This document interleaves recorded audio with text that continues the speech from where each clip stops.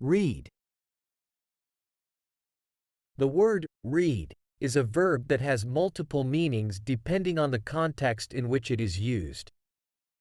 It can refer to the act of looking at and understanding written or printed words, or it can also mean the act of interpreting or understanding something in a broader sense. Let's explore these meanings in more detail. 1.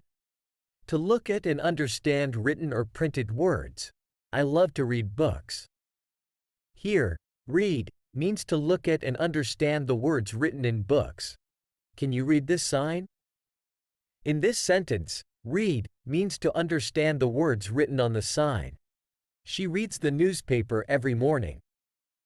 In this example, read refers to the act of looking at and understanding the words in the newspaper.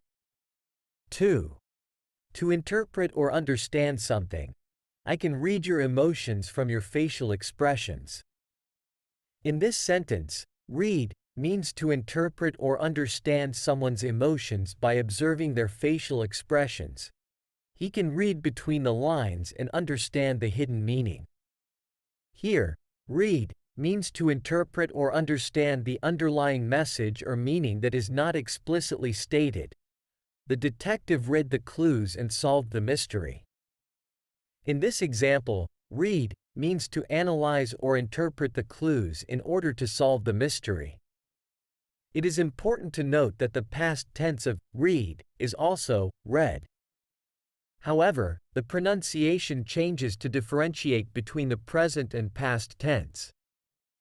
In the present tense, read is pronounced as ridd, read, while in the past tense, it is pronounced as riːd, read. For example, present tense, I read a book yesterday. Ridd, past tense, I read a book last week. Riːd. In summary, the word read can mean both the act of looking at and understanding written words, as well as the act of interpreting or understanding something in a broader sense. Its meaning is determined by the context in which it is used.